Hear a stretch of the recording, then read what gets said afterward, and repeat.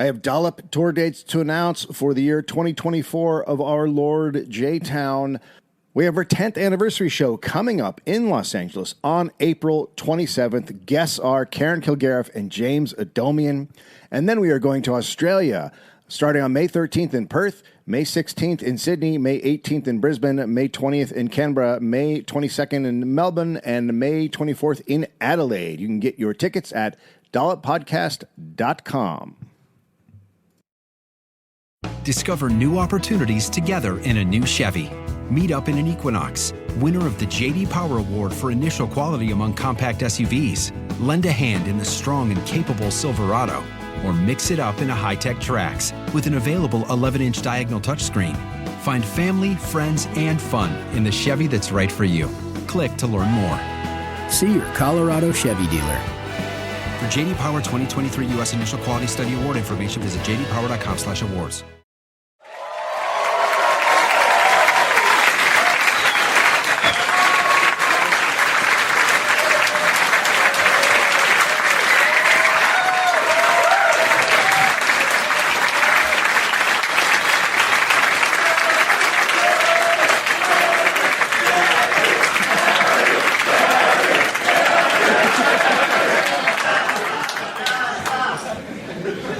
And Will Anderson. And Will Anderson's here.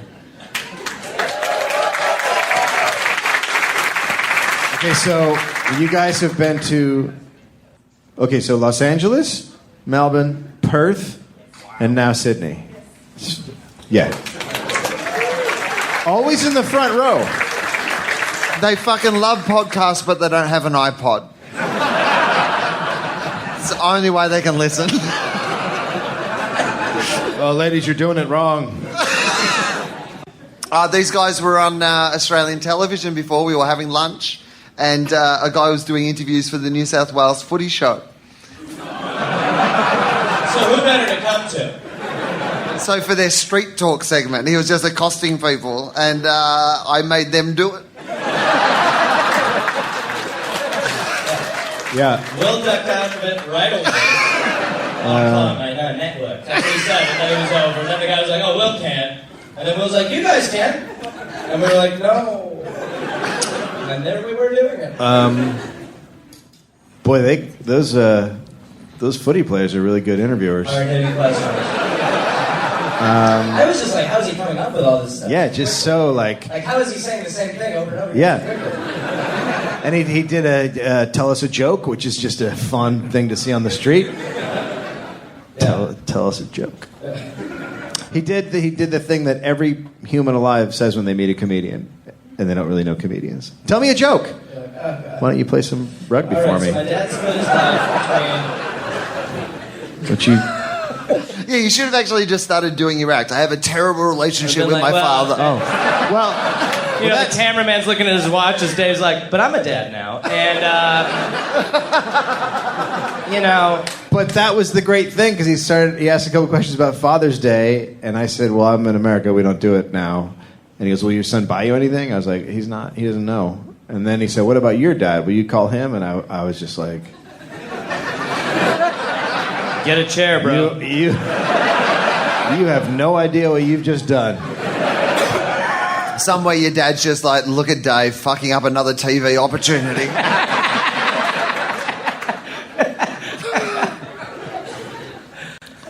1983. All right. Hang on, 1983? Yeah. Oh. That's fun, isn't it? Oh, this is fun. John Gillespie was a used car salesman, and he was in a Boggo Road jail in Brisbane, where he met associates of Mick Sayers, a Sydney gangster and boogie. And Boogie? Boogie. He's also a boogie board. Oh, yeah. I think it's like you're the man I've heard about for all these years. He's a gangster, but you can also take him down to the beach and ride him. He'll also scare your kids. Yeah. I'm a boogie, too. Yes, I am. In the early 1980s, Sayers was one of Sydney's biggest gamblers. But he lost more than he won. And he supplemented his income with drug deals. We're getting into this shit early. And he was known to be violent. The boogeyman is. John Gillespie came up with a plan with Sayers' men to pull off what was called a ring-in, where an underperforming racehorse is switched for an identical-looking, faster one. Oh, yeah. Oh. Yeah. You actually know it? Yeah, that makes sense. That's what happened with me and Adam Hills. They were like, get Ando in. He's got 2 legs. Little did they know about my wonky hips. Christ, you might have to put Ando down. Our horse has got osteoarthritis. But he's hilarious. So bets are placed at high odds on the lesser horse, and then they pay out big when the switched horse wins. Yeah, right. That makes it's all sense. fucking yeah. Yeah. Another prisoner, Pat Haitana. A prisoner? Yeah, this is all happening in prison. They're all hatching this plan in prison. But Wait, guys, they're in prison? Yeah, they're in jail. They're all in jail, and they're hatching a plan to get rich. Okay, I didn't. All right. That's what you do in jail. Sure. You Fucking scheme. idea, man. Right. So Pat Haitana was a jockey, and he was brought into the plan. After getting out of jail, Gillespie met with Sayers, who bankrolled the ring-in. Nice. Okay. At this point, Sayers needed a win. He owed more than $120,000 to the biggest racketeer of all, George Freeman, who had a great resume. He had been accused of murder, assault, fixing horse races, running illegal casinos, bribing police, and bribing police. The second bribing police was just so he got his free coffee. He had a card with all of them on it. He had 1 square left. Worth it. Like, fuck, I'll bribe another cop. Okay, here's my coffee. There we go. Oh, that's good. So in May 1984, using the money, Gillespie bought the horse Dashing Solitaire. Oh, lovely name. Yeah, a 6-year-old Group 2 winner. So there's Group 1, which is Yep. the head one, top notch. Group 2. Sure. He bought him for $10,000. Then he paid $1,000 to buy an identical-looking horse named Fine Cotton. Oh, yeah, right. That's no Dashing Solitaire. Some people just went, oh. Yeah. Oh, boy. What? Fine Cotton was a 9-year-old gelding who was entered into as many races as possible. The betting price was driven down by racing Fine Cotton in 9 races in 30 days before the ring-in. Okay. They're working that shit. They're working that fucking horse So big time. who? Fine Cotton. Fine Cotton's Fine running. Cotton's getting schooled. Hang on, Fine Cotton's the good one or the bad one? Bad one. Bad one. Okay, Fine the Cotton, bad one. bad one. Okay, all right. Dashing Solitaire, good one. Okay. You would think with a name like Fine Cotton, though, you'd be a fucking great horse. You're really missing the mark on the name there. It's pretty obvious. But Fine Cotton is like Nicolas Cage, and the other one's like John Travolta in this face-off situation, right? Oh, shit. I'm Dave, that's confused for you. now. Which one's Travolta at the face-off? Is it Dashing Solitaire or Fine Cotton? I feel like Pick wisely. Nolte. Nolte? Well, Nick Nolte. Wait, now there's a Nolte horse? No, Nick The Cage. horse that's doing coke, showing up everywhere naked? Jesus Christ, we gotta put the Nolte horse down. Make that thing glue now. No. Yeah. I'm trying to figure it out. Yeah, Travolta would be Fine Cotton. Yeah, okay. Oh, Travolta's Fine Cotton. Travolta, Right? Cotton, That's Dashing the- Cage. Yeah. Huh? I feel like that added nothing. Well, I had a good time. I'm picturing the horses differently. they've done a face-off of their own. Right. Look, I One don't of mind- them's enjoying the massage a little more than the other horses. Pull lower.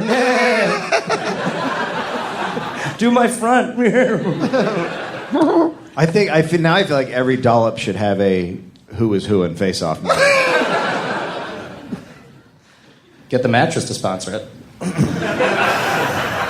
By the way, you guys, if you get a chance, get a Sava. So Fine Cotton came in 8th to last in all races. So not that good. Eighth to last. Eighth to last. Okay. They were also flogging the horse during this time, so its appearance would help the betting price drop. Ooh. Why? Yeah. Just making it look like beaten? Yeah, that's Wow. exactly what it was. They were beating it to make it look beaten. Well, Gareth really likes animals, so of all the podcasts we've done, he's now more upset than he's ever been. I love how you made it like it was outrageous that Gareth was upset about somebody beating a horse. For no reason other than to drive down its price. even if I pictured as Travolta, it's still cruel. It's a little funnier, but it's Right. cruel. What are you my hitting God. me for? Ow! Quit banging me so hard. What about... It's hurting my back.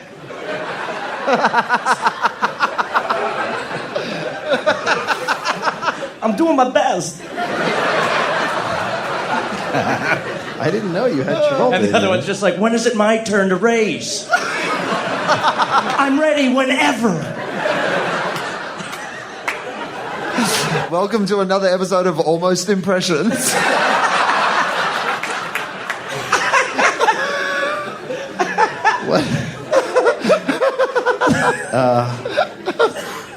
What wouldn't that be a great movie if they put John Travolta's face on a horse? Finally, the movie no one wanted.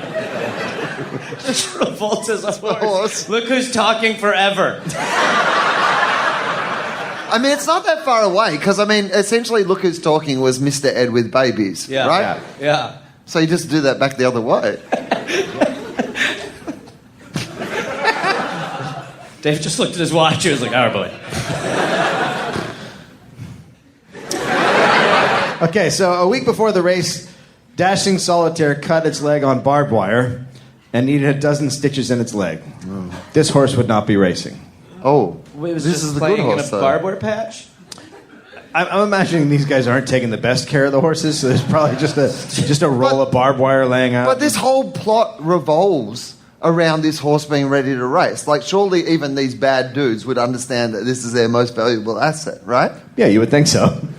But apparently they're just leaving barbed wire around like they're fucking wrestling. Don't worry about Dashing Solitaire. He's playing in barbed wire. Be fine. It's right under the hay. Yeah.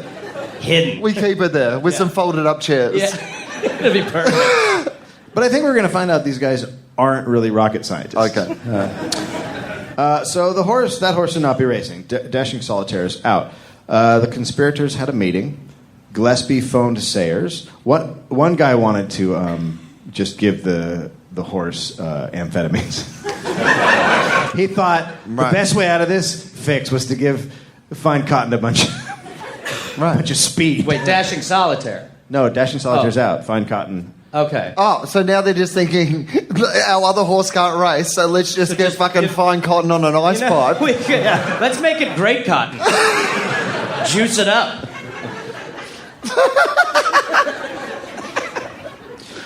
Gillespie phoned Sayers. Quote, someone's going to get knocked over this, he said to the group. So, new plan. Gillespie bought a horse he had previously been to see named Bold Personality. What is going on? I mean, Bold first, you got to meet this horse. No. He lights up a room. The stories? Get next to him at a party. You'll be glad you did. I got another winner. Every story's first place. I'll stop. Gillespie bought Bold Personality with a bad check. He figured that after the ring-in, when they won all the money, he'd be able to pay for the horse. Yeah. Oh, boy. And who would care at that point, right? Oh, boy. Exactly. Then the ring-in was delayed for 4 days. One of the crew, Tommaso Di Luzio, went to pick up Bold Personality in a horse trailer pulled by a Toyota Corolla. I mean, once you get one of those things on the freeway, though, look out. I mean, fucking hell. They can barely get up a hill by themselves. Gonna put a horse trailer in your Corolla. Parking on a hill. It'll be fine. I can take it. Sorry, my girlfriend's got my Barina. So He's just doing like 20 down the highway. Here we go. A lot of smoke.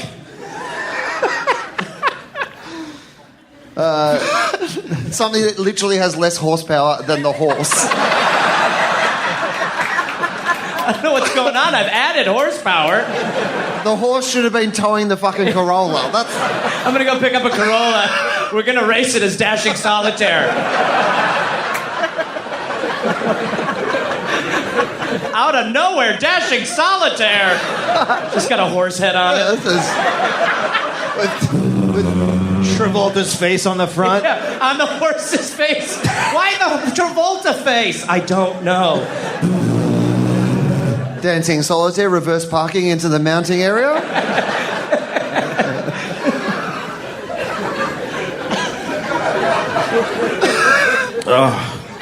D. Luzio had absolutely no knowledge of horses. Wait, the same guy who went to pick it up in a Yep, Corolla? that's the guy you have That pick it up. guy? I know. Can you believe It it? seems like he gets it. So he threw a heavy winter blanket over Bold Personality for the 6-hour ride. And it was hot out. So by the time they got to Brisbane, Bold Personality was distressed and dehydrated. Hayden Haitana, who is the brother of the Pat, the guy in the other Haitana from the prison they met. Yep. He was going to be the trainer. He decided that the horse needed to be drenched. What? Sorry. You mean as in with water, or like as in like with the whatever that is that they drench them with? You know how it's a farm thing. I grew up on a farm. I didn't pick it all up. For a guy who grew up Literally. But I heard them mumbling about drenching, and I believe it's a thing you do. You're walking in the house like, well, that's why you got to drench them, door slams. Someday. Let's see. I don't know. What do you think drenching is? Well, I mean, I don't know, is my point. I'm sorry I brought it Yeah, up. but you pointed to your face. You said, when they do the thing. Well, there's some sort of... I assume it like you rely on a drencher of some kind, and you dispel the drench from the drencher. Right. Yeah. Into the drenchers that you make them wear. Are They're you like... selling drenchers? Don't know. I don't, Are you sure? I don't work for drenchers. Are you but sure? This feels awful. Everyone should have drenchers. Wait a minute. Can't have adventures without drenchers. Anyway, whatever.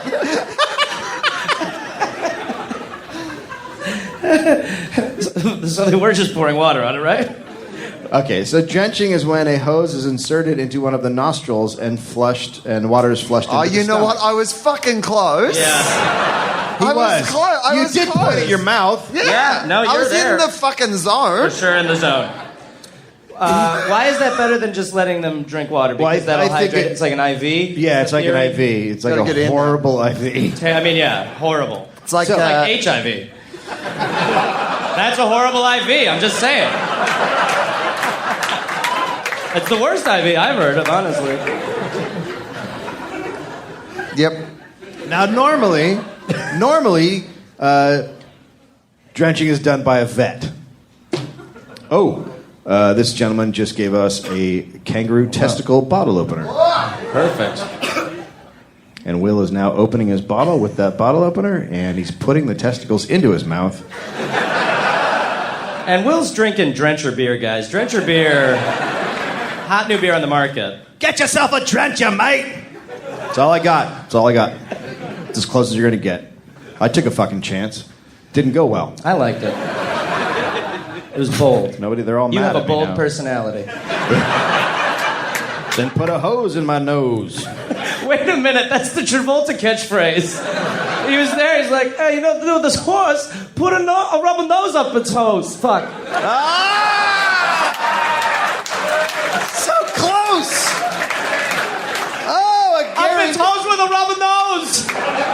No, I mean it. That was like a fucking gymnast at the Olympics who fucking nailed the whole thing and just did that little fucking bit at the end. Yeah. My knee buckled. I'll take the bronze. So, these intelligent men did it to Bold Personality, and when they removed the hose, They're gonna kill the Bold horse. Personality began to bleed. Oh. Yep, that's not good. Also, Personality was reddish-brown with a black mane, tail, and lower legs, while Fine Cotton was dark brown. Fine Cotton had white socks, right? So the white legs, and Bold Personality had no white socks. But again, you can't judge it just on its physical appearance because this personality is off the charts. You gotta meet this horse. Yeah. What it lacks in looks, it makes up with in personality. Yeah. But when you switch a horse, You want it to look similar? yeah, you don't switch it interesting. for its personality. That's interesting. Right. That's what he was like. Their personalities are exactly the same. I did what you asked. God damn it. They By the act way- so much alike. You could take one face off one and put it on the other, and then you think it was the same horse. Same guy. Also, the Corolla's broken. Yep. We're gonna need a new Corolla if we're gonna take this horse back. Put a bullet in the Corolla's head. It's raced its last race. So, Gillespie went around town buying a ton of Clairol dark brown hair dye. Jesus Christ. What? They're treating it like... Oh, my God. It's not a problem in Australia we can't solve with blackface.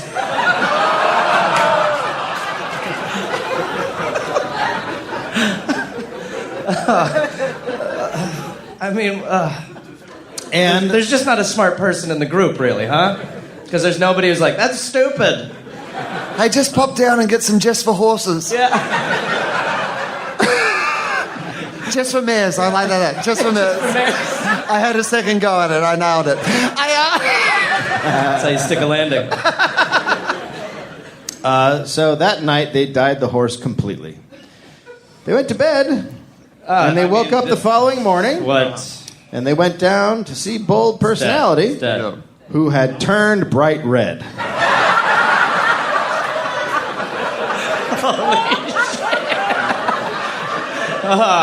Way better than dying. Oh my God. I mean, it did die, but Wow. Mates, dyed red. we got a problem, mates. No one's gonna buy a red horse switch. We might have to switch faces. But the plan had so many people involved that they had to continue. What? Yeah, no, that's always the way. On the way to the track with the horses, they stopped at the home of Robert North, a wealthy Brisbane gambler who was in on the scam. Their Bold Personality was hosed down, the dye running off. His legs were then sprayed with white paint. Okay. They're fucking spray painting a horse? I mean, But, yeah. you are in the worst possible place planning-wise. Spray painting. It's right by mate. He's like tagging it. Yeah. Was it? No! Just spray it. Spray Don't it. put the date there. Not today, Banksy. It's like... You know what? This horse, he's a Banksy. But the paint just dripped off. Yeah. If you could tag horses, it would be happening all over the place. Oh, God, So yeah. the paint just It's a comes matter off of time horse. until that's happening Yeah. in the States. So Haitana decided to wrap its legs in bandages and cover the horse with a blanket for as long as possible before the race. Oh, yeah, because once it's moving, no one will see it. It's freezing. Keep moving, keep moving. Horse is cold, yeah. Keep moving. And then they realized that Bold Personality was wearing the wrong type of horseshoes for the race. What? How is that? How many How's that variations? even possible? What? Yeah, what are they supposed to What? wear? Fucking had, like, what? Yeah. Oh, no, these are my weekend heels. I have a bold personality. Get my airs. He was like wearing pumps. Like, no. Just doesn't go with the outfit. So then they brought in a guy who did horseshoes, but he was like, you don't have enough time. I can't do it now. So off he went with the wrong shoes. The horses arrived at Eagle Farm track with just an hour to go before the race. Fine Cotton was left out in the car park. Good. Bold Personality, impersonating Fine Cotton, stayed under a blanket all the way up until it walked into the barriers. Okay. As Betty Hang on, why was Fine Cotton even there? Yeah, why did they pick Fine Cotton? Isn't Fine Cotton unnecessary to be in there? Have they just brought, we can't leave Fine Cotton at home, I suppose. We gotta bring them all, you know the rules. Fine Cotton's in the back of the ute, out in the Well, fucking just in car. case, yeah, just in case Bold Personality needs to get any info on how to be the solitaire horse. You need him there for info. Oh. He's been the understudy for so long. Okay, so Fine Cotton's Right. out there with like an earpiece like Cyrano. Yeah, totally, yeah. Right, now run. Good. Keep doing that. Do that as fast as you can. Hey, this guy's asking me if I have kids. Do I have kids? You do not have kids. You want kids, but you do not have kids. Did you say one? You're breaking up. I have one. No, want. I You want what? kids, you don't have kids. Hello? Bold Personality. Fine Cotton to Bold Personality. Yeah, I got one kid. No, shit, the mission! Get the spray paint. So, As betting commenced, Fine Cotton's... I don't know why he's there. I think maybe because after the race, they might want to switch him out in case he gets inspected afterwards. This should be like a Three Stooges movie. This is the plot of The Prestige, basically. But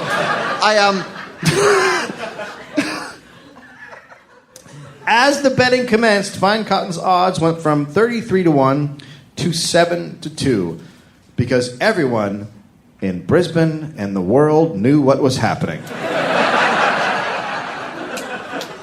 People who had never been to a horse race were betting. There's not a functioning part of the plan. Nothing is going right. From journalist Jack the Insider, it must be a racing guy. Indeed, he's the best. Indeed, there were also a number of members of the Queensland Fraud Squad in attendance. Did you know about a fraud squad? Fraud Squad? The Queensland's Fraud Squad, what's this, 1983? They were actually mostly in charge of the fraud.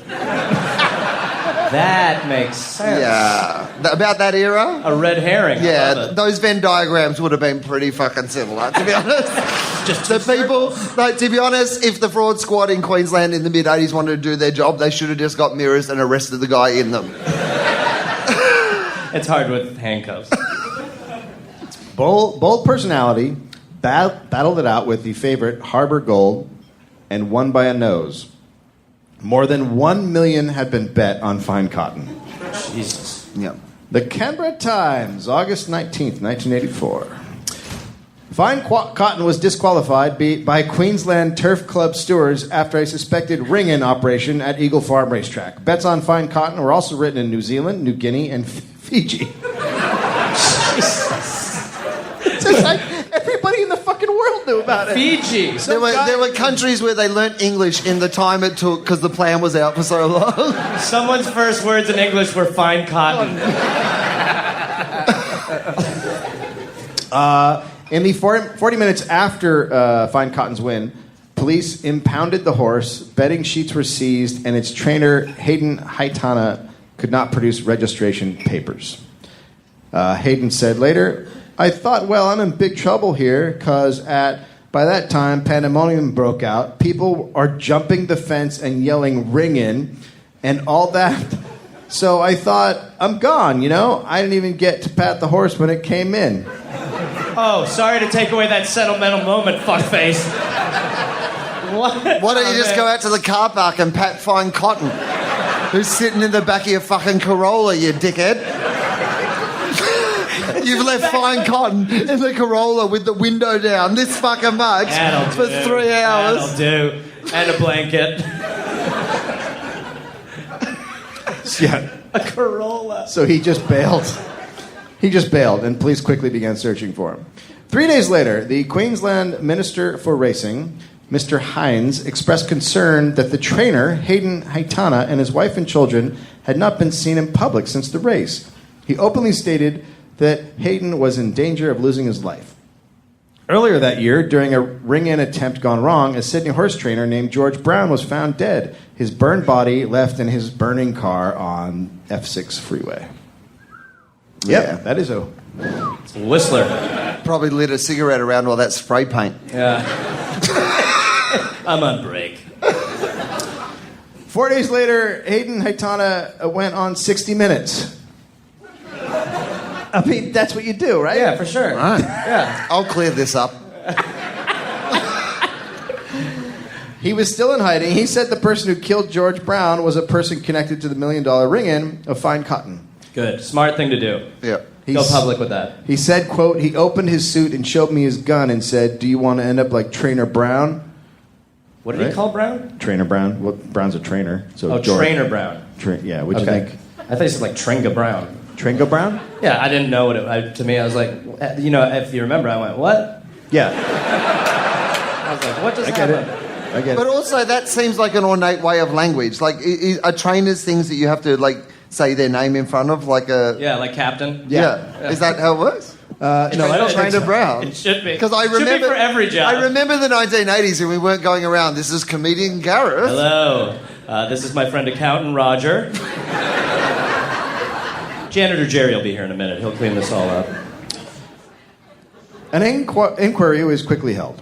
In court, Fine Cotton co-owner John Dixon and leading Brisbane Commission betting agent Jack Honey refused to name names. They couldn't remember all of them. Stewards established that Tommaso Di Luzio of Brisbane was the boyfriend of Miss Pauline Pierce, co-owner of Fine Cotton. Okay. Mm-hmm. On August 31st, Sydney bookmaker Robbie Waterhouse was named in connection with the scandal. He dismissed allegations as the most ridiculous thing I've ever heard. Racing thrives on rumors, and when you're the biggest name in racing, unfortunately, you have to put up with being the subject of rumors. Asked if he could have been confused with another member of his family. He said, none of my family are involved. And then he said, I'm not sure what the words prior knowledge actually are meant to mean. I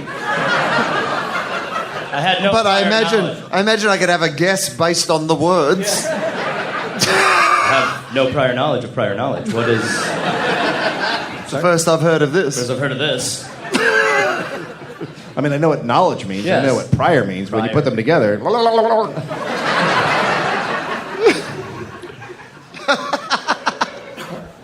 But there's no doubt that I was wrong, firstly, to be involved with backing a horse somewhat serendipitously, and number two, more importantly, not telling the stewards everything I knew about it. So it seems like he just said that he knew about it. Right. Right? Well, you found out what prior knowledge was. The hard way. September 6th, a Gold Coast horse dealer named John Gillespie. A horse dealer? Horse dealer. Is that honestly well, what he's the guy who bought the horses, so now he's a horse dealer. Horse means ecstasy. Oh yeah. This is an ecstasy story. Did I make this clear? This is about Sorry. ecstasy? Horse means ecstasy. This is all about ecstasy. Anyway. No. Man, Man, I thought I was getting some bold personalities, but I'm pretty sure these are fucking Fine Cottons. They're the same, man. They're not meant to be red. You got a glass of solitaires, bro? Taste the spray You know paint. what? The fine cottons are a little bit slower, but they're just as fucking good. This one just had a Travolta face fall off of it. What the fuck are these?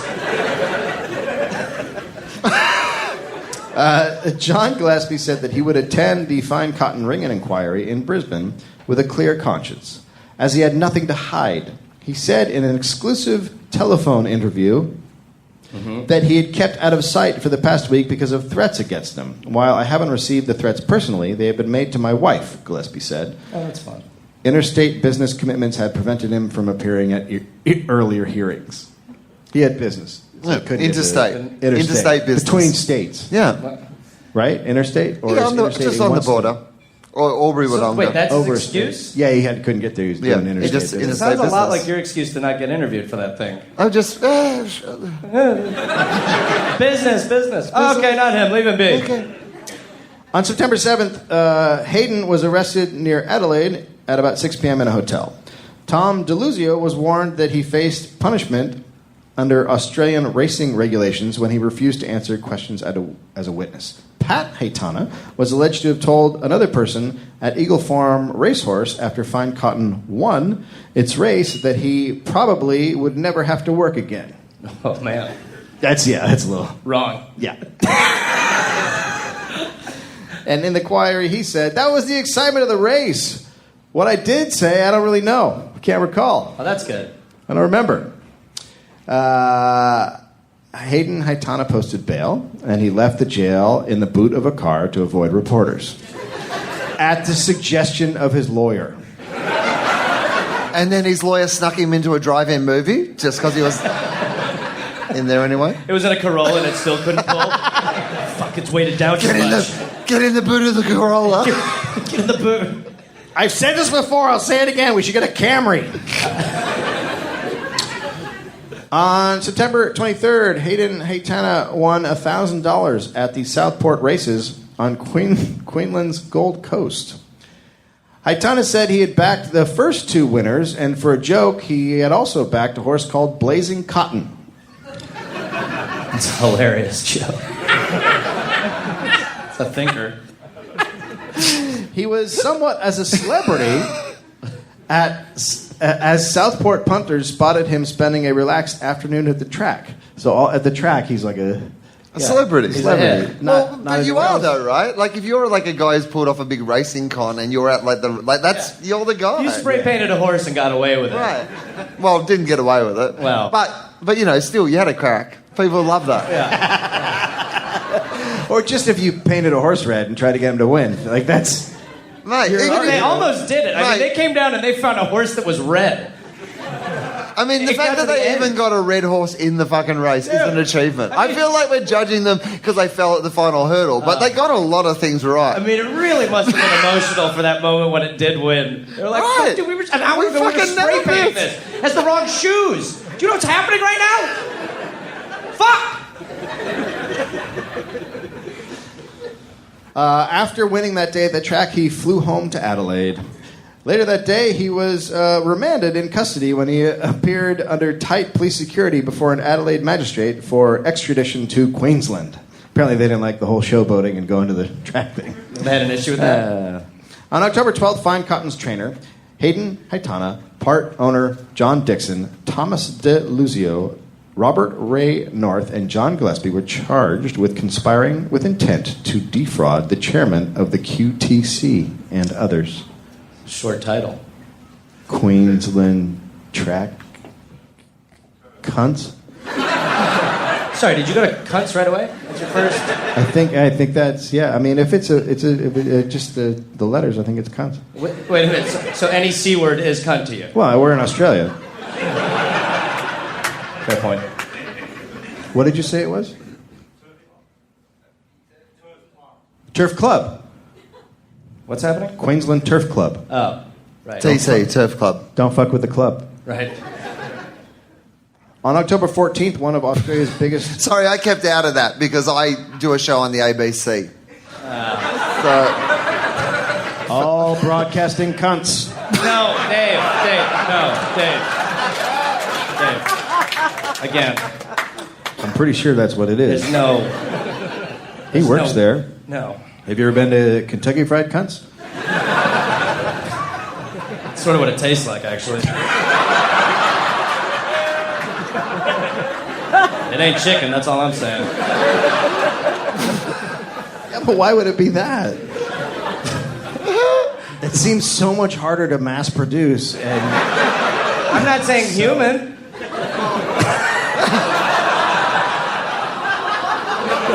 It's possible. I mean, it is finger licking good. So, I'm a vegetarian, so... Why is that towelette so moist? It's getting moister the more I eat of it.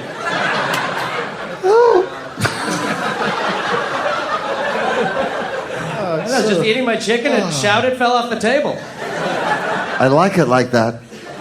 I am... That's it. That's all I have. Oh, I thought you were going to ask a question. You said, No. hey. Sorry. It's his catchphrase.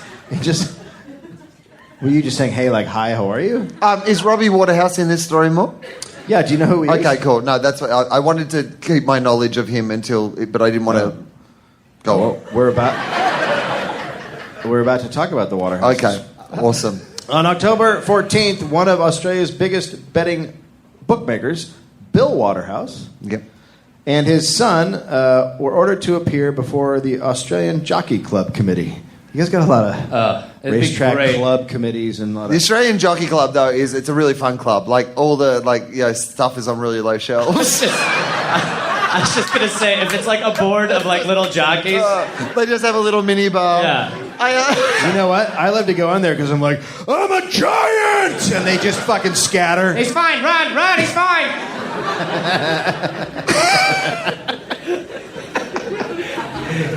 They're trying to talk into the microphones at the trial. They're like,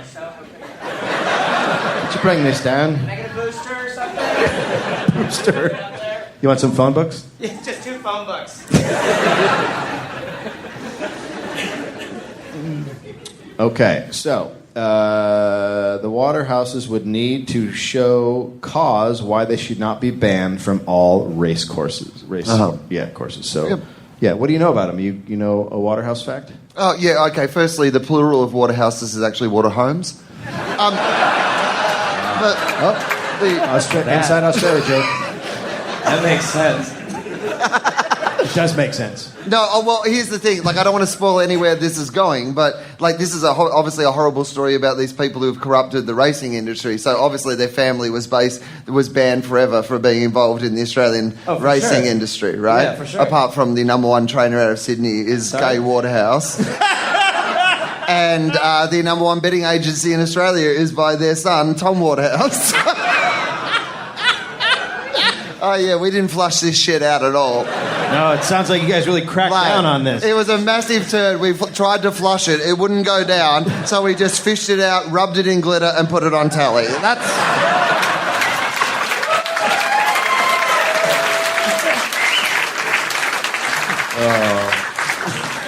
By the way, her name is Gay Waterhouse, which just sounds like a place... Gay? Like, Is it a gay Waterhouse? I went to a gay Waterhouse last night. Yeah. I was at this Waterhouse and we're all in towels and I didn't really know if it was like a...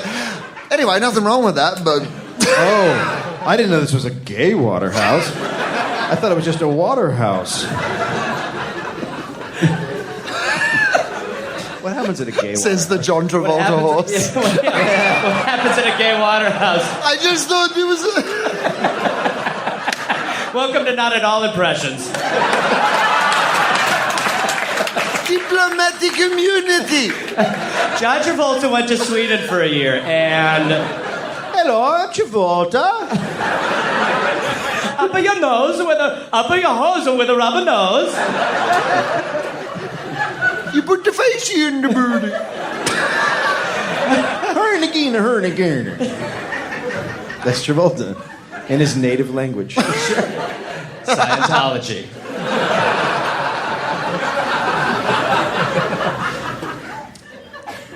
What do you think happens at a Waterhouse, gay Waterhouse? Stays in there, whatever it is. Just a bunch of dudes getting jerked off, being like, I'm picturing a girl, don't worry. Notices also went to professional punter John Go, Gary Clark, a professional punter. Gareth. Sorry. The reflex. Sorry. And Gary's wife Glennis. Lettuce? Gladys? Gladys. Sorry, I'm hearing some fun stuff tonight. Lettuce. His wife lettuce. She's a wedge. I've lettuce. Ian Murray, a punter and businessman, and a priest, Father Edward O'Dwyer. Oh, no. Quote, A priest got involved in something nefarious. I know, can you believe it? Oh, man, I don't know when they left boys and got into horses, but here you go. It's okay if the horse is 7.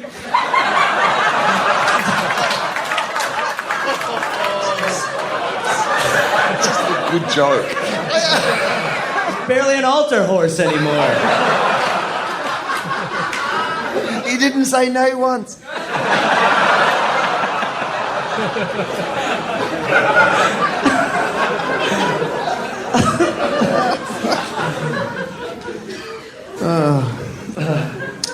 Father O'Dwyer admitted to backing the horse with certain bookmakers, a chief steward said. The priest had previously been a suspect in drug trafficking in 1980. Jesus. The priest had? Yeah, the priest. How is he still a priest? What are you talking about? You're right.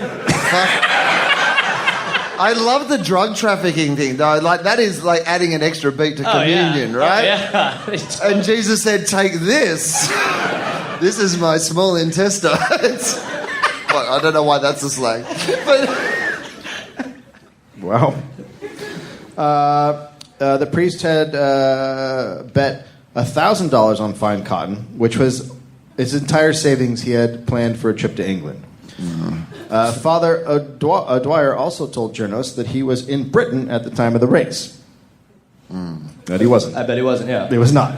But God is like, you can lie about shit if you're committing a crime. Yeah. Jockey's Pat. I'm still shocked that you guys spray painted a horse. Go do whatever.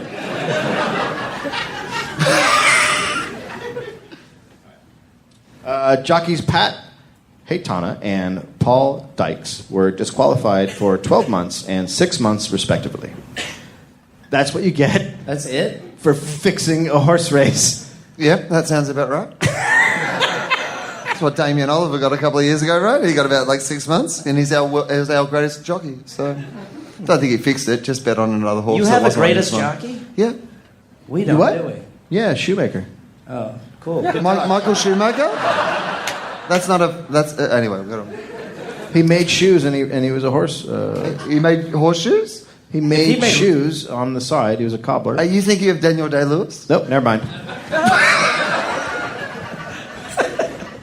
That didn't really land, that joke, but if you go home and Google, Daniel Day-Lewis really is a cobbler. No, that's a great joke. So that's a great joke, so fuck you guys. No, we are all in agreement up here that you guys are all wrong. How dare you? Yeah, Shoemaker. He was our best, and then he died. I don't know. He got like too small. You should have seen that coming.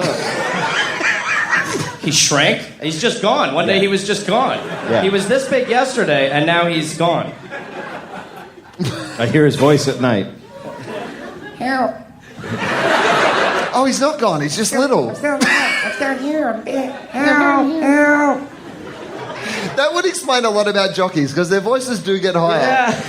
Do you know what I mean? Like, maybe they started big. Wait, they're like Benjamin Buttons with height? Yeah. And they just shrink as they get older, and their voice goes up. Like they're a helium balloon, they're letting the air out. I mean, I'm way on board with this concept. I don't know. I'm going to the Kentucky Derby. He's 95. So the next day, Brisbane's Channel 9 television news crew took Hayden Haitana to an unnamed property at Coomera, near the Gold Coast, where he positively identified a horse as Fine Cotton. Quote, Fine Cotton was found at the Queensland Police Stables just several hundred meters from the Eagle Farm racetrack, grazing amongst the police mounts. Hang on, at the fucking police stables? Yeah, I don't These know what's guys- happening. What the fuck? They'll never notice him there. They must just have been going like, he won't believe we do that, so let's do it. Yeah. Dudes, we spray painted a fucking horse. You're stopping at hiding our horse amongst trained people who probably account for how many horses they have every night. Cop horses. Constable Gary, is yours spray painted? No. It's Gareth. And no. November 4th. A stormy crowd protest erupted in the gloom of a rain-swept Canterbury racecourse yesterday when the Albert Haitana trained New Zealand-bred gelding Roy Mack staged a sensational form reversal to win the last race. Officials had to restrain one woman as angry punters mobbed the mounting yard following the easy win, which came after the 5-year-old's price had blown out from under 25-1 to 200-1 at the start. Albert Haitana is the brother of Hayden Haitana and Pat Haitana, who rode Roy Mack to victory. They're still at it. Wow. They're getting away What with it. a unfortunate coincidence. Really. Talk about the wrong place at the wrong time. All right? Alberta Haitana attributed Roy Mack's previous lack of success to injury. Quote, he's been at home injured since August 8th. He said, it's taken this long for him to come good, and I plan to give him one more start in Sydney before Roy Mack finishes his racing career and goes home to New Zealand. The stewards warned the Haitanas that Roy Mack would be closely watched. Oh, Jesus. So you take that. Okay. In November, the Equity Division of the Supreme Court heard from Father O'Dwyer's business partner, Mario John Puglia. Yep. Okay. Often priests will be in business with guys who are clearly in the mob. That doesn't sound mobbish. What was it again? Mario John Puglia. Hang on, but that just makes no sense to have that allegation, because, I mean, the Vatican is in the middle of Italy where... Oh, yeah, okay. No, you're absolutely right. Quote, we have a number of businessmen in total. Primarily, there is a business of management services of giving assistance and advice to people who need help, particularly in the field of small business, people who get into trouble with banks.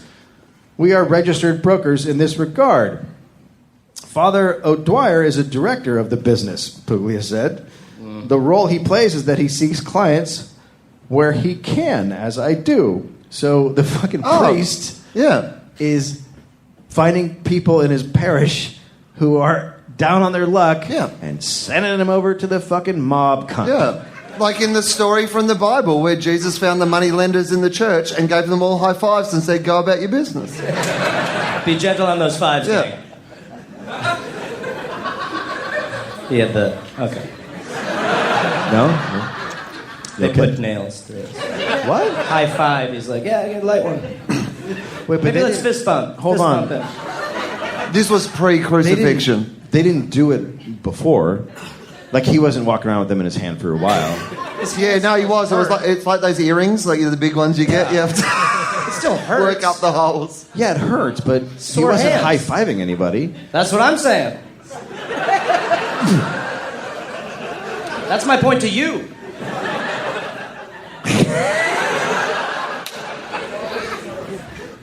So when is he doing the fist bumps? Fucking dude, he's magic. Come on.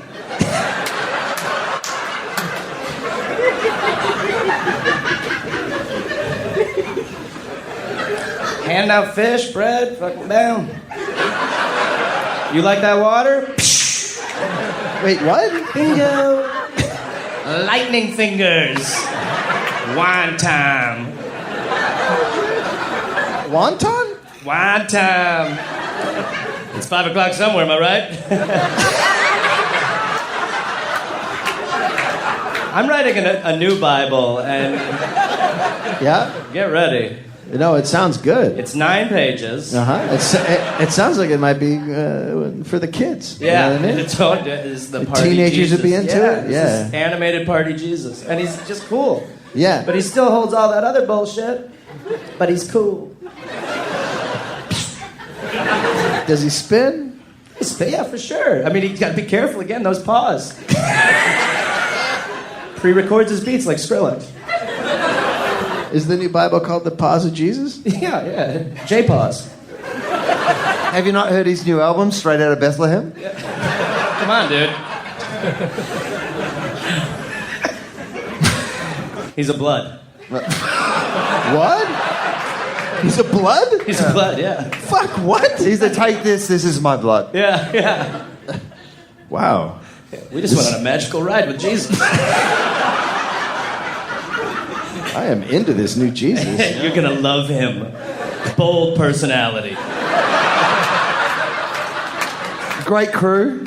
Yeah, great crew. Great crew. Some of them a bit random. Yeah.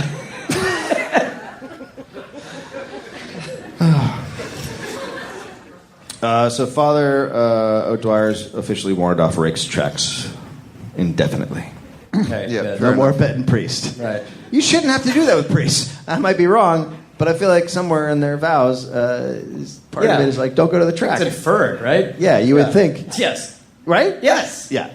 Don't go to the track, although they don't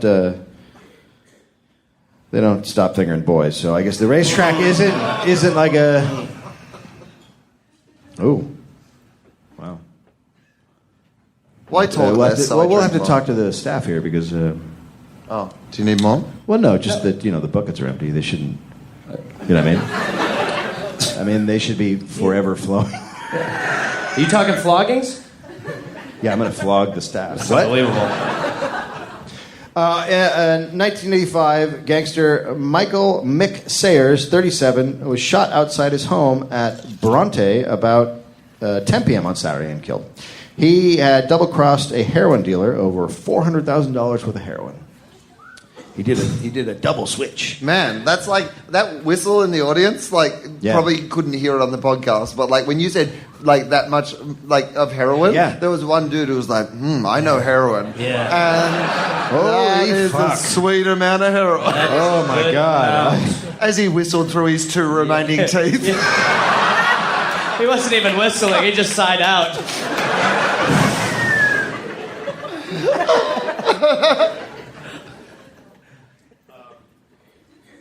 Hayden Haitana was sentenced to 12 months in jail with hard labor for fine cotton ringing. Electronics technician Tom DeLuzio, Electronics technician. it's so great, of Brisbane was found not guilty. Oh. How? Fucking what? The guy who towed the fucking horse in a Corolla? Couldn't identify a horse in a lineup. Like, that was the bit. They were like, clearly this guy had no idea what was going on. He took a Corolla to pick up the fucking horse. He should have called a fucking Uber for the horse. If you think I knew what was going on, why don't you tell me why I was towing it around in a Corolla? Innocent. Oh, so I put a blanket on it. Yeah, I put a fucking big old blanket on. It was like 85 degrees out. Whatever, 30.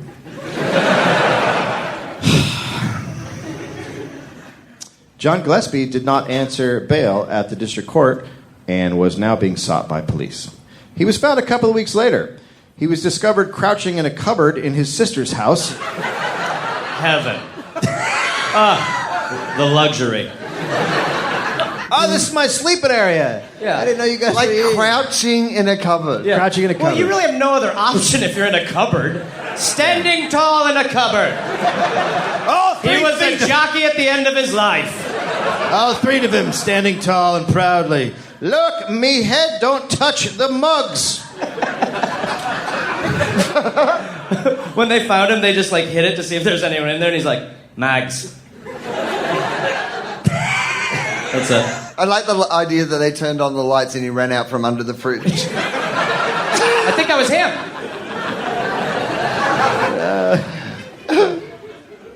Gillespie would be sentenced to 3 months. Jesus. And, he was jailed for 3 months, but he didn't have a lawyer. Quote, I don't require any. I am making no application for bail, he said. Okay. Then there was a paperwork mix-up, and Gillespie was allowed to just walk out of court. Oh, my God. That is beautiful. As much as he's a dick, you do have to sort of love that feeling for him. He's like, sweet, alrighty, well, shit, later, guys. Okay, I guess I can just There go. just must have been a moment where he went to correct them. Like, Yeah. you would have been like, oh, hang on, you... Oh. No, I'm supposed to get coffee with my friend, so I should go. Right, good. Thank you, guys. Very airtight ship. Love it. When the court finally tracked down the paperwork, they went and got him and brought him back to jail. We found it, so come on back. In February 1986, Gillespie fingered now dead Michael Sayers. He didn't. Sorry. Okay, hold on. Sorry. Hold on. Wait. Sorry. Hold on. So, Sorry. Yeah. hang on, you fingered a dead guy as well? I forgot No, Dave, hold on. Sorry. Yeah. I forgot to tell you he was exhumed. And they found him Wow, what a way just to... finger banging the corpse. Yes.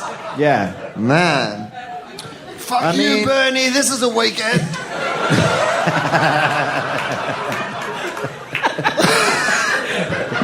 This is Weekend in Bernie.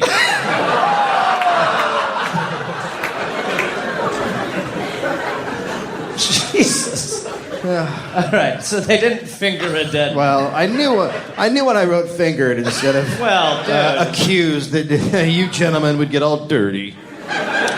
She said So- he fingered a dead guy. Yeah, well, I mean, you can finger him. You go, that's the guy. It's a fucking saying. That's him. Not just because you're fingering someone doesn't mean that they're gonna Keep going. come. What? That they're gonna come. Good. Dead guys don't come. But if they do, No. you're no. the fucking master. No. Master Finger Blaster. Yeah. Did you see that in If you can get, like- Thunderdome? Mad Max Thunderdome, the Master Finger Blaster? Yeah. What? I think that was. The guy who went around finger blasting everybody. Are we talking about the same thing? I don't. I hope not. Okay. Anyway. This one will He be got a filed. stinky pinky. Keep going. This one will be filed as mature on iTunes. All right, so he says that dead Michael Sayers was the financier and mastermind of the Fine Cotton Ring-In. Gillespie said, quote, the whole thing was set up for Sayers to get back at the bookies in Sydney. Gillespie was not believed and was given 4 years in prison. Oh, hang on. Was he a bookie? Which, Sayers? Was he a bookie? Did you say the bookies in Sydney? No, Sayers was the guy who gambled a shitload and was always in debt. And he wanted to get back at the bookies who had lent him Okay, money. but was the guy earlier a boogie or a bookie? A bookie. Oh, I missed that whole thing. I thought he was a boogie. But Well, we were joking that he was a boogie. Oh, no, you I don't actually actually thought he take people was. down to the beach and ride them. Well, You know what? I fucking... If you like the nightlife sometimes... I love the nightlife. My name is Boogie. How does your eyes? So you thought that I just casually said he was a boogie. I thought he was a boogie, and that was something I didn't know about. And then I'm like... I was too busy in my head trying to come up with a joke about smuggling pot to Bali in him, which would have worked at the time, that I missed the actual fucking point. And it's finally because I don't really understand you when you talk because of your accent. I finally realised you meant bookies. So I thought he was a It's boogie fine. too for a minute. Every single heckle I've gotten in Australia from the audience has been this.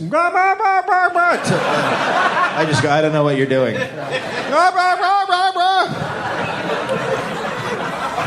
sweet, beautiful fucking music that is, mate. Beats the birds. And we've gotten some heckling. Perth, it was a gentleman who did some great heckling to the podcast. He was good. He was great. And then he came up and introduced himself after and was like, I was the one who heckled you. And I was like,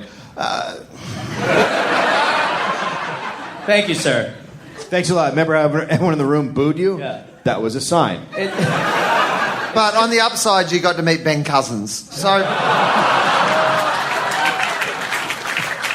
I got that one. Even I got that one. Yeah, same. That dude? People in America are now Googling, oh, fuck this podcast. I know.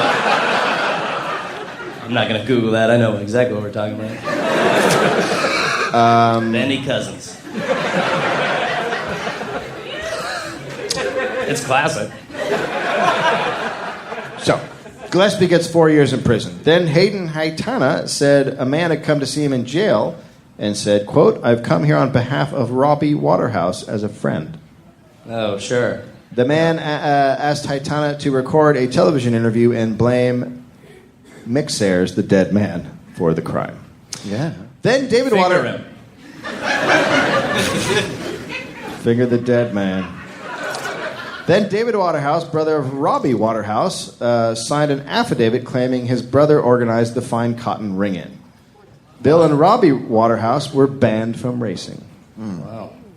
In 1989, brothers Hayden and Pat Haitana popped back up on the New Zealand racing scene. Hayden was ordered off the Mantamata course. He was banned from racetracks in both New Zealand and Australia. And in 1994, Haitana was escorted from the Mildura racecourse by stewards. He just keeps trying. He just keeps trying to And go they just racing. keep getting him If off. he's getting found, that means all the times that he went there and bet and wasn't found, right? Right. Then in 2013, Hayden Haitana was allowed to return to the track. The Racing Queensland board decided he had served his time. Sure. What? Yeah.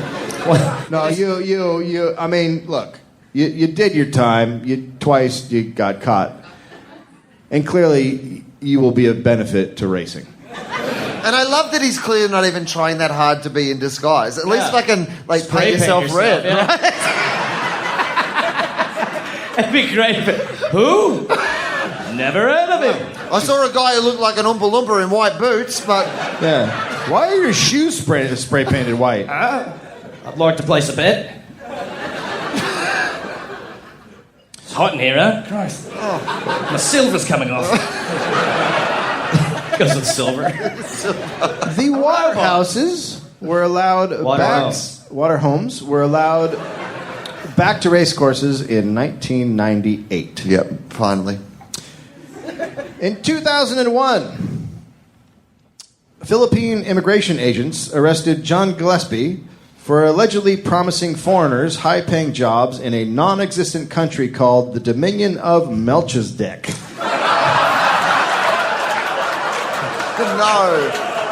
No. This late in the story to bring up something that good? Like, I The thought Dominion of Melchizedek? Like, that's so Melchizedek. close to Munch's dick. Like, so close. Like, they would have been like, what should we call it? The Dominion of Munch's dick. Too the Isle of close. Suckcocks. Wait, I'm sorry. What is it called again? The Dominion of Melchizedek. Melch's dick. Melch's dick. Let's name it after Melch's dick. Hey, Melch, you want some papers? There's going to be something about you. Melch, I've got a country you're gonna like. Yeah, have a big dick. What's the country? Get over here, Melch. This is your dominion. You get all the dick sucks. Gillespie was arrested for large-scale illegal recruitment and non-payment of debts. According to officials, quote, he had been introducing himself as either the president, governor general, foreign affairs minister, or external affairs minister of a fictitious country. Well, I mean... Hello. You know. I'm the prime minister of Melchizedek. You want a job, bro? You know what kind of job I'm talking about. Blow. Huh? Oh, you're sorry, sir. What? Get on the island. This is Melch. You know the worst thing about that story is even in a fictional place, a woman can't get an important position in a government. I don't think we're ready yet. All the major positions taken by one man. Yeah. Fucking white The man. secretary's a lady. He's like, I'm the secretary. By 2008, John Gillespie had racked up 350 convictions for offenses including false pretenses, stealing, and armed robbery. At 68 years old, he was now being investigated for conjuring up fanciful stories that he had inherited a fortune made up of famous artworks and a string of properties on the Gold Coast from a private pilot who once worked for the former Shah of Iran. Wow. I fucking love it. Go big or go home with the lies. Essentially, this is the guy who came up with the first Nigerian email. He was doing this in order to convince unsuspecting businessmen to finance his activities. Gillespie had promised various parties he would fund everything from a $44 million horse race. What? Yeah. To a $10 million feed lot, to a $250,000 haul of anti-wrinkle cream. What the fuck is... He got his negotiating techniques from the end of Get Smart. It's like a $40 million... Okay, what would you believe? A $10 million... $200,000. He'd just be talking to a guy and he'd notice he had wrinkles. He'd be like, we also have an anti-wrinkle Excuse me, wait, what? I know we're talking about the track and the $44 million racehorse, but I noticed he had a little bit of wrinkles. And we have a truckload of wrinkle cream coming in. If you want to get in on that. Getting a good vibe.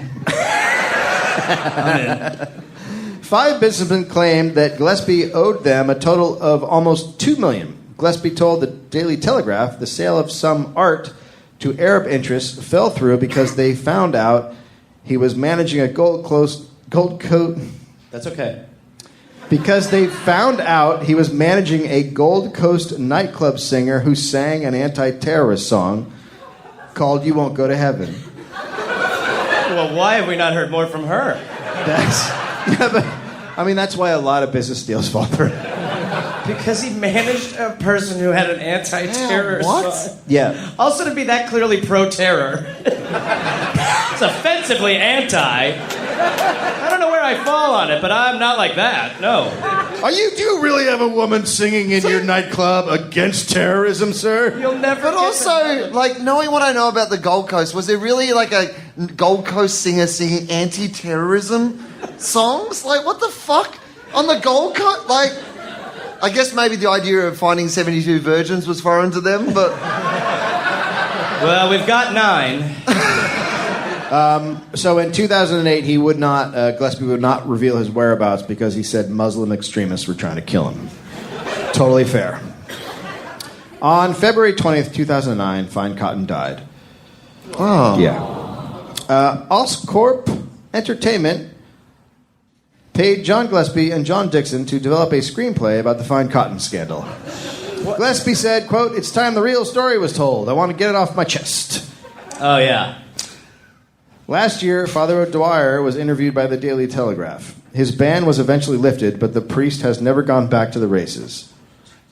Now 90, immediately after the interview, he asked that the interview not be published. Did they respect his wishes? No. I love that they wanted them to make a fucking movie script and they're writing it. out of their story. I would have loved if they just handed in Seabiscuit but on red paper. We got some of the paint off the script. Is it Seabiscuit? You guys, thank you for coming to the bonus. What happened? That was the end. The horse died, and we wrapped up everybody. Yeah. There's no one else to talk about, you guys. Unless you want to start a new story. I think the important moral to remember is these criminals are still fully involved in our society. Fully involved. They've got ads on the TV. Hi, I'm Tom Waterhouse. Like, his name should not be associated with... That's like Bill Cosby's son going into fucking comedy. Like, it's too soon, dude. Wait, what's wrong with Cosby? You know, Cosby might just be doing the longest joke of all time. Nobody's pointed that out. Good finish.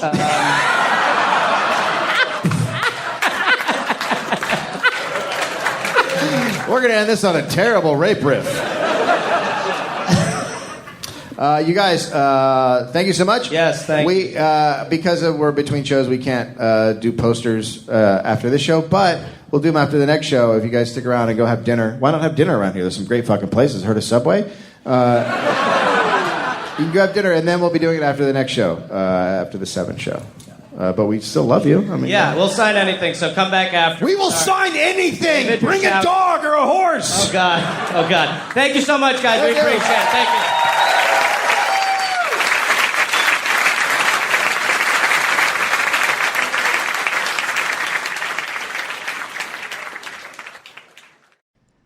Oh, yes, it's Gareth. Not Gary, stop it. Gare Force. Listen, I've got a bunch of stand-up shows coming up, and I want to see you there. We can hug. I will be at Rooster Teeth Feathers in Sunnyvale, California, April 18th, 19th, and 20th. Then I will be in Chattanooga, Tennessee, June 18th. I will be at Nashville, Zanies, June 19th. I will be in Huntsville, Alabama, June 20th. I'll be in Atlanta, Georgia, June 21st, June 22nd. Then I will be in Pottstown, Pennsylvania, June 26th. Then I'll be in East Providence, Rhode Island, June 27th. Then I'll be in Boston, Massachusetts, and Boston, June 28th. That's 2 shows. I will be in Springfield, Massachusetts, June 29th, Rochester, New York, June 30th, and then July 5th through the 6th, Canada. I've heard your prayers, and I will answer them. I will be in Toronto. So come join me at the Comedy Bar. Go to GarethReynolds.com for tickets and information. That's right, Gare Force. We're calling you up. It's the big time. The big leagues. This went poorly. Banking doesn't need to be complicated. Above all else, Alpine Bank wants to help you achieve your dreams. It's that simple. I'm Glenn Gemmeron, president of Alpine Bank. For over 50 years, our focus has been on you. And for the next 50 years and beyond, that won't change.